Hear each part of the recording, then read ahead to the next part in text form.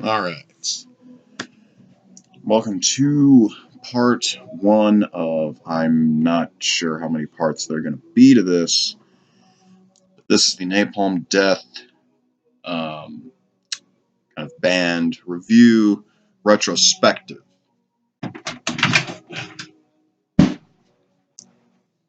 where I kind of ramble about my personal opinion of each and every album. Number one, first one we're getting to is Scum. This album is regarded by many as a classic of the death metal, grindcore, and extreme metal as a whole.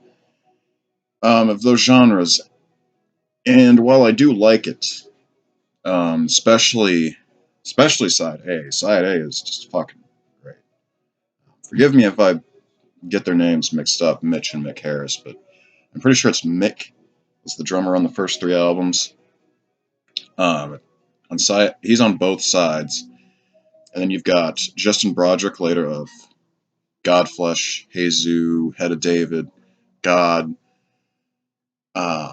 doing a lot of guitars, doing all the guitars, and I think vocals on one song. I can't remember the names. I can't remember the song that he does vocals on exactly. And then the only original member of Napalm Death to be on an actual album is Nick Bullen, the vocalist and bass player on side A. Side A has got a lot of classic songs. You've got Scum, you've got Instinct of Survival, and you've got my personal favorite, Siege of Power.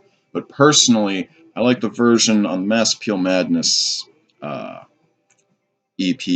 more than this version. But that's just me. The only problem I have with this album is once it gets into side B, which is where we get introduced to Bill Steer, uh, later of Carcass, um, Lee Doran, later of Cathedral, Colostomy, and With the Dead. And then we get introduced to, very, very briefly, to Jim Wheatley on bass, which I kind of thought it was funny. He does sort of, when I first saw a picture of him, I thought, wow, he does sort of look like Shane Embury, just a little bit. But that's been a few years since I've seen that picture, or even the Scum documentary, which is really good. It's just Mick Harris, but still, it's really interesting. If you're a fan of Napalm Death, or a fan of grindcore, then I highly urge that you not only check this album out, but check out that documentary too. I'm pretty sure you can find it on YouTube, or if you buy the actual album, it should come with it on CD, that is. I don't know if you buy it on vinyl. Like I said, I doubt it'll come with. Um, but Scum, is it one of my favorite albums? No, it's not. But it's still really, really good for what it is. The one problem I have with it is Lee Doran's Muppet vocals.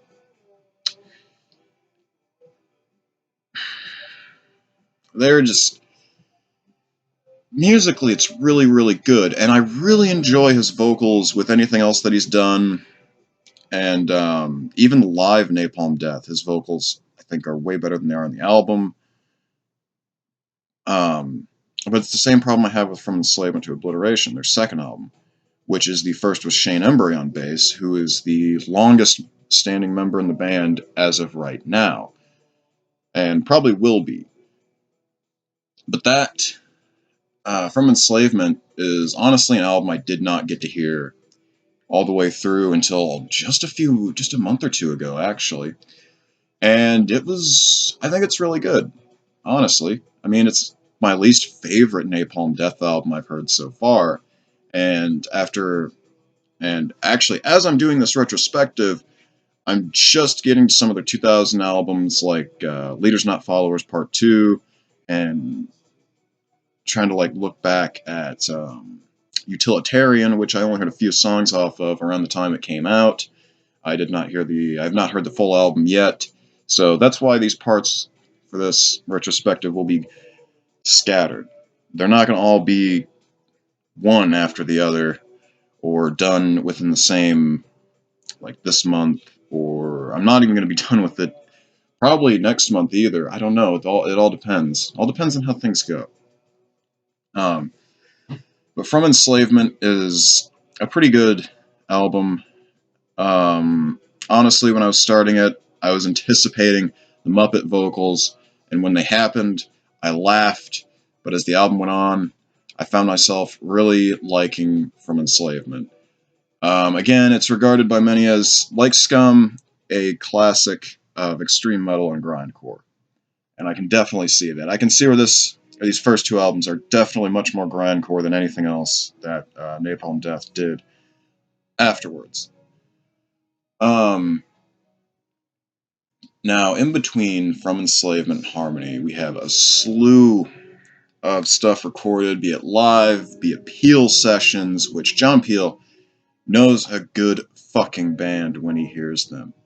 From having Napalm Death to Cocteau Twins, Pixies, Killing Joke, Carcass, Bolt Thrower, and even a really well-known name like Nirvana. This guy knows really good music. This guy knew really good music when he heard it, and just if you're just check out the Peel sessions.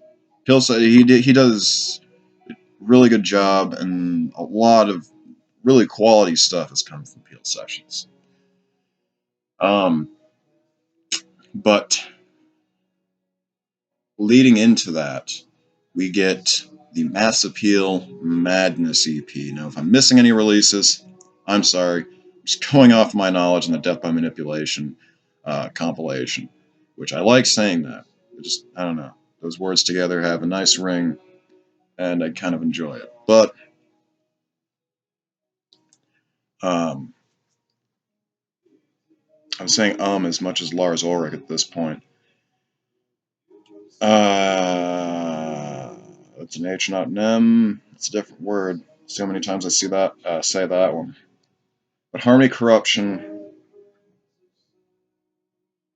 is the first with Barney Greenway, my favorite vocalist, for Napalm Death.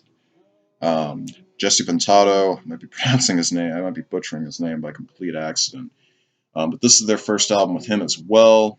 A lot of people might know him from Terrorizer and their first two albums. And Mitch Harris.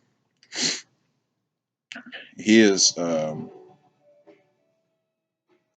They all joined the band at this one time, and it is just a phenomenal lineup. Um, Harmony Corruption not only is my favorite Napalm Death album, but one of my favorite albums of all time because it just has.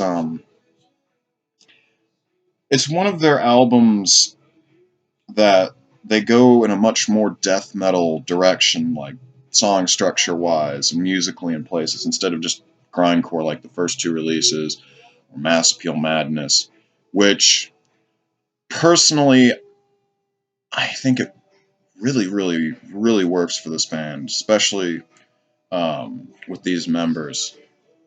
Um, Such and really good songs that really show you that they were going in a very death metal direction with this album.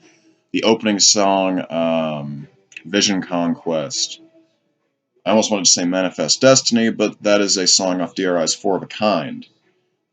Maybe that'll be a band I get to later in one of these retrospectives. I don't know. But let's see. Unfit Earth is another song, actually featuring Glenn Benton, Deicide, back when Deicide was really, really good. And I think it's his name, John Tardy, vocalist of Obituary. I wouldn't know. I'm not a really big Obituary fan, but I do enjoy what I've heard of some of the earlier stuff, and even Frozen in Time from like '05. I think it's a pretty good album. This album just really, it's like someone has knocked you on your ass, and they've got their foot on your chest, And that's basically what this entire album is that right there. And then in between this and Utopia Banished, their fourth album, we have two major things.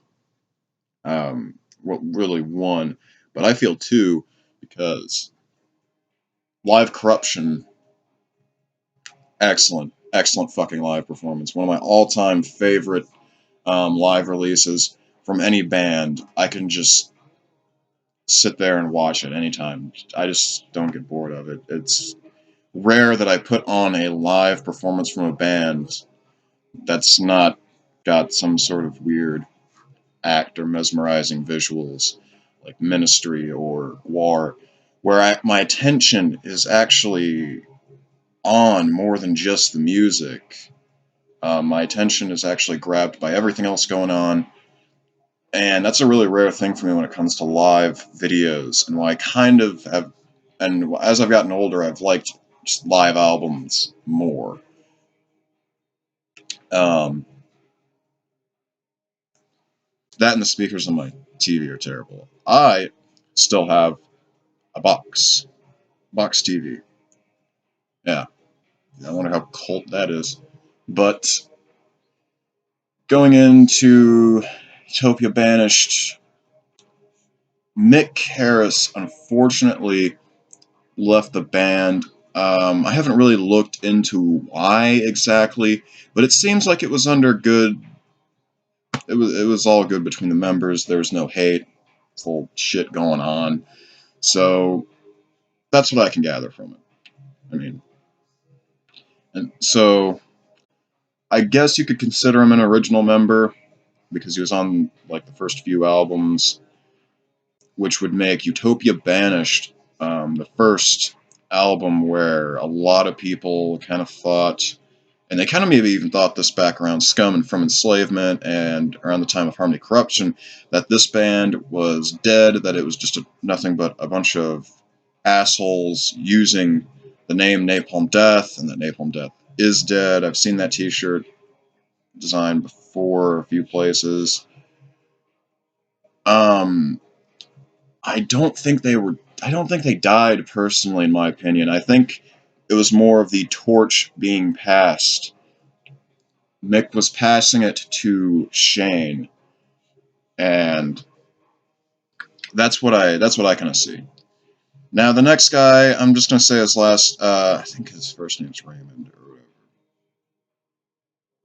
No, it's not. That's the drummer for Fear. That's the original drummer for Fear Factory. But when this guy comes in on Utopia Banished, this is the only release by Napalm Death where with this guy on drums, where I cannot tell that Mick Harris has left. It's like, Mick Harris isn't on this album? What? It's kind of like my first reaction, um, hearing about their history and knowing what band members are in the band and then listening to the album. I was kind of a little bit intrigued as to this guy's drumming throughout all of the Napalm Death albums. You can definitely tell he's got a bit of his own style, but on Utopia Banished, you I don't know. There's very little difference for me with the drumming, which is really good because I really, really like Mick Harris. He's one of my favorite drummers of all time, even though, as far as I know, he hasn't done drumming in about 20 years. He's been busy with kind of electronic project called Scorn, which I've been meaning to actually check out. I'm kind of curious about that. But Utopia Banished was one of the first releases from Napalm Death that I ever listened to, besides the Death by Manipulation compilation, which I heard for the first time back when I was 10 years old, first getting into metal, and I remember enjoying it, actually. I didn't actually get back into extreme metal until Sepultura's Beneath the Remains came along back when I was in junior high, and that's when it just skyrocketed my interest in extreme metal. And at that time, I was also getting into Butthole Surfers, And so Napalm Death was always that one band I kind of remembered. And when I went back and kind of listened to their stuff again, it was like, holy shit, I enjoy and love this band a lot more than I thought I would. And that's why I kind of thought a retrospective on this band in particular would be a better starting point. It would be a better first one for me to do here. Will there be other band retrospectives while I'm doing this one? No. If I'm doing a band retrospective, I'm going to focus on just that one band. Other ones I would really like to do would be Kraftwerk, Godflesh. I could joke and say Mad Season, Carnage, or Evil Dead.